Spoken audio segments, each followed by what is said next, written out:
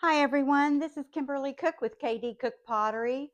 I've just got a quick kiln unload here, and they're all to do with leaves, and I just wanted to show you what I made. Some are just hand cut out real quick. No pattern, no anything. I just cut them out and did the carving. Some I used a pattern. I created my own pattern and used it, and then others I actually used leaves for. Um, but anyway, let's get started. The first one is a banana leaf, and I just hand cut it out. Um, and everything. I just love this platter. I could just see it with slices of cheese and crackers on it and stuff. It is really nice. It's nice and flat except for where I bent it up to give it some movement and texture. Um, I do have, this is the only piece that I had any kind of a problem with, and that I have a few crawls right through there. And I wiped it back real good after carving it, and then after it was misfired, I wiped it back, and I might have had a little bit too much. I used a damp sponge, but I might have gotten a little bit of water built up there, and that's why it didn't take right there. But anyway, I will put some more glaze on it, refire it, and then it will be as good as new. On this one, I'm sorry about that. I hit my mic. On this one is Mako's Rainforest. And then over it, I have Emerald Falls, Amico's Emerald Falls. And I just love it. It's got the detail in it and everything. And like I said, I hand carved it, hand cut it out. I didn't have a pattern or anything. I just went by what I remember a banana leaf looked like. And I just love it. It is so pretty. Next up, Mia from Pottery to the People. She did a trinket dish. She had a commission piece she needed to do, a little trinket dish for someone, and they wanted the ginkgo leaf to be yellow. And I went online and checked it out, and yes, ginkgo leaves do turn yellow. Now, whether or not they start out yellow, turn green, or if they're green and they turn yellow in the fall before they fall, I don't know. I don't have any ginkgo leaves or trees around me or anything. So, but anyway, this is my ginkgo leaf, and I just love it. Again, I hand carved this just from looking at a picture. I hand cut it out and carved it. And on it is just strictly golden honey, 3 coats of golden honey, Amico's golden honey. And fits nice and sits nice and flat. Sorry about that. And it is a cute little trinket dish. So next is the birch leaf. And I was trying to make it look like was turning for fall. It still does, but it's not as colorful as I wanted it. I did put fire brick, deep fire brick, Amico's deep fire brick around the edges, just a light coating. I didn't want to put too much because I didn't want it to obscure the veins that I had carved in this. But I do love this dish. And then over it is golden honey mixed with a little bit of clear. And I guess I put the golden honey, several coats first, and then I mixed some clear in with a little golden honey and went back over it to give it a shine. And I guess that just overtook the little bit of red that I had put around the edges in here. But I still love it. It is beautiful, and it's a great trinket dish. And it's just beautiful. The veins in it look really good. Next up is a beech tree leaf. And on it, I've got Mako's Rainforest and seaweed over it. No, I take that back. That's Emerald Falls, Amico's Emerald Falls with seaweed on it. and it turned out really, really nice. I love the way it broke on the veins and everything to just emphasize it.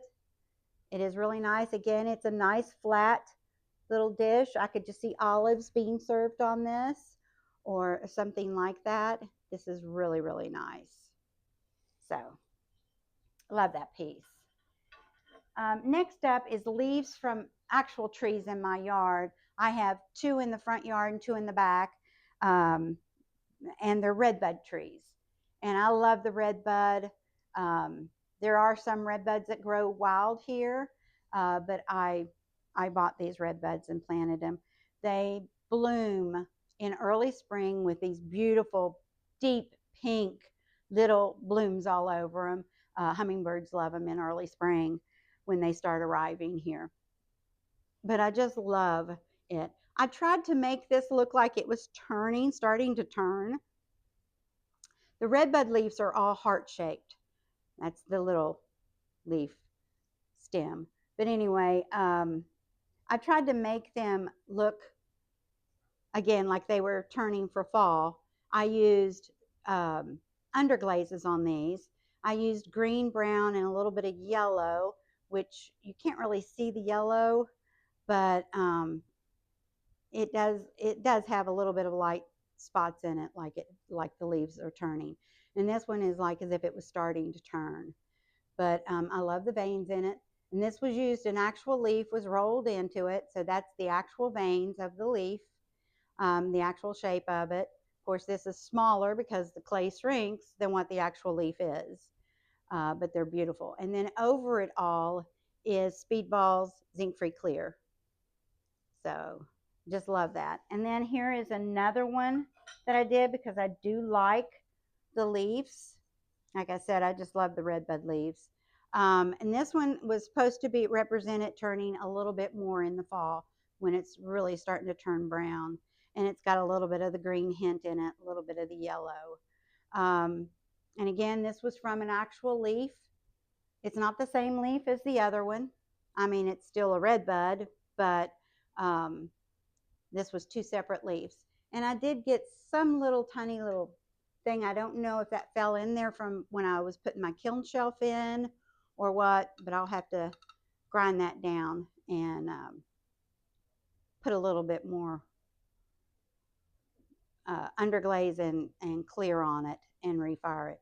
But I just love this leaf. It is so pretty. Nice little flat dish, trinket dish, or jewelry dish, soap dish, whatever you'd want to use it as. But that is really nice. I love it. Then next up is the black oak. I think it's the black oak. Let me make sure. Yes, the black oak. And I took that leaf and I made a bowl out of it. Again, I did the same thing as I did on one of the other ones. It didn't quite turn out like I wanted. I wanted some red in it, some burgundy-like looking red. So I used deep fire brick in it, wiped it all back because I didn't want it to overtake on the veins and conceal the veins. There is veins on every leaf inside of here, which took time to do. This one took a little bit of time constructing it. I did not carve the veins in on the back side, just on the inside. And then I went over it with honeycomb, Mako's honeycomb. I love Mako's honeycomb. It is absolutely gorgeous. It is a pretty, pretty glaze. It just adds to the leaves, the crystals that are in it, and the way they just pop. You can see a little bit of my deep fire brick down here on the bottom. But anyway, I love this. Absolutely love it. And it took, I don't know how many leaves, but I did cut out a lot in clay, carved them all, then put it all together. But I love this bowl. It is really nice. I could just see it sitting on a dining room table with fruit in it. It's really, really nice. And the reason I say it needs to be fruit, there is one spot, I don't know if you can see it right here, somehow you can see the light coming through it right there. I miss getting it filled in. So you put liquid in it, it's going to run out. unfortunately. And I did not realize I missed that spot. All the rest of it is really filled in good, but that one little tiny spot. But it is still usable as, like I said, fruits in it, anything solid can go in it with no problem, but I would not put a liquid in it. And it is food safe. Next up is one of my favorite trees. They grow wild around here also. Um, and I don't have any in my yard, but I love these trees in early spring, and that's the dogwood. And I had to add the dogwood flower to it. But anyway, this is the dogwood leaf, and on it is rainforest with seaweed over it, which just emphasizes the and breaks beautifully over the veins. I just love that. And then on the flower itself is snow, Amico snow, with a little bit of rose quartz, which is Mako, around the edge, kind of on a dry brush, just barely hitting it, just to give it a little bit. And then in the middle of each petal up here, there's usually a little bit of brown that shows up.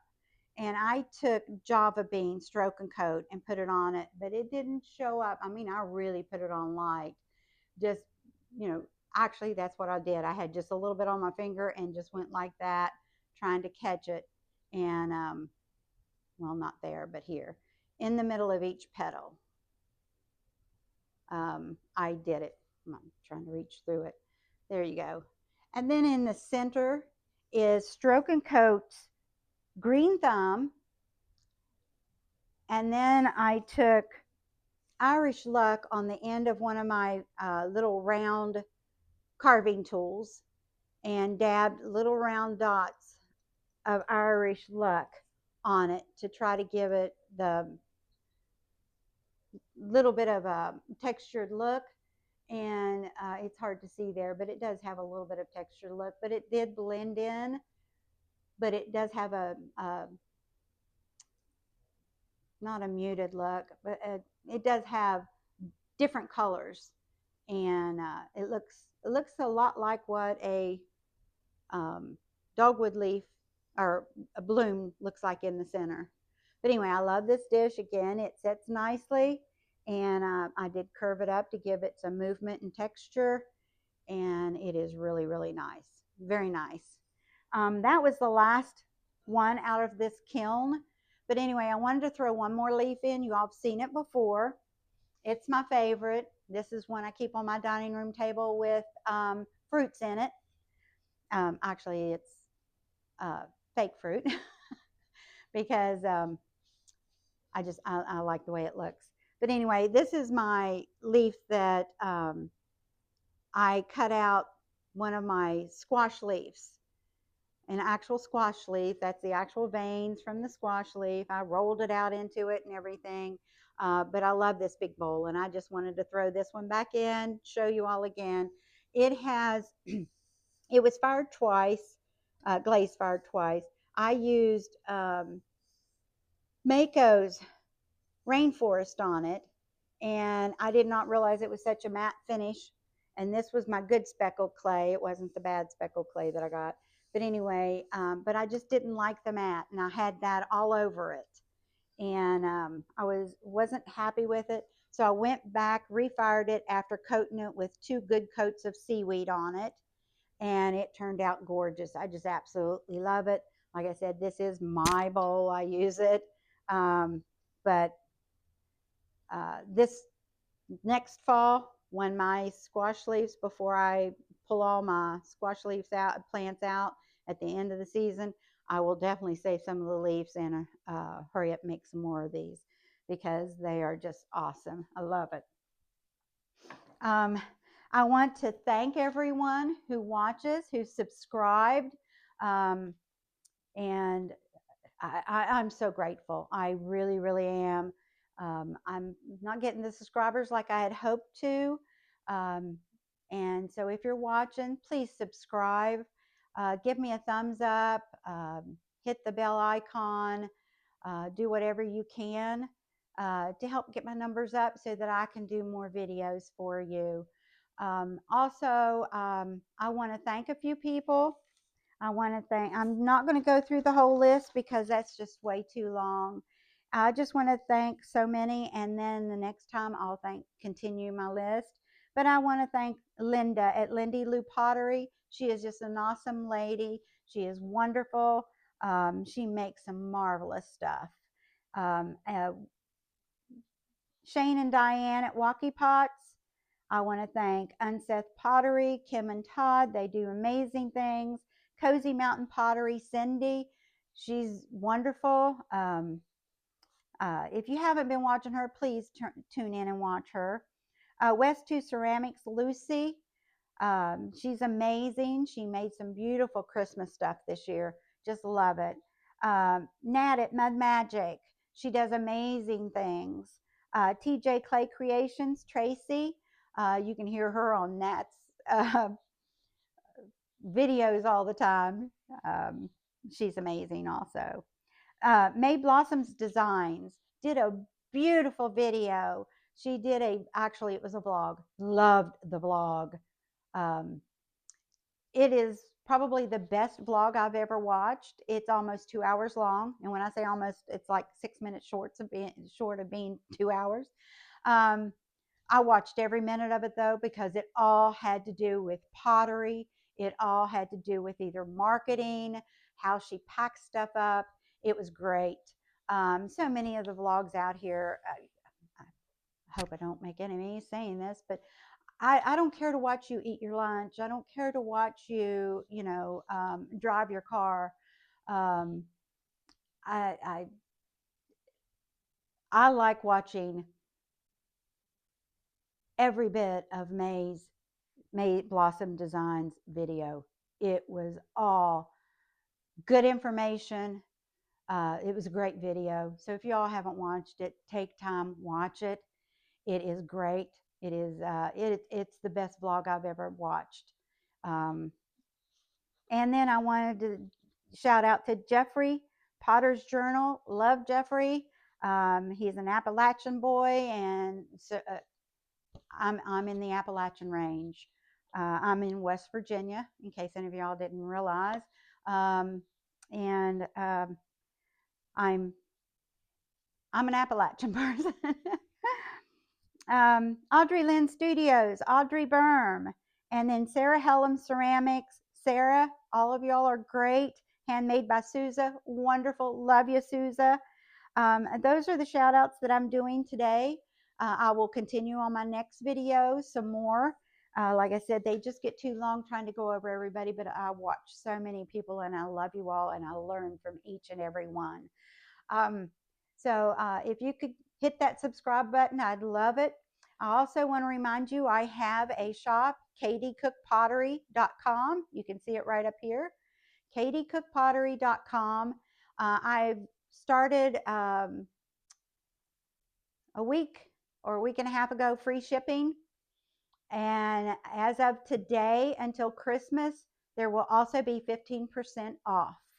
So for all of you who are interested, please take time to look at katiecookpottery.com.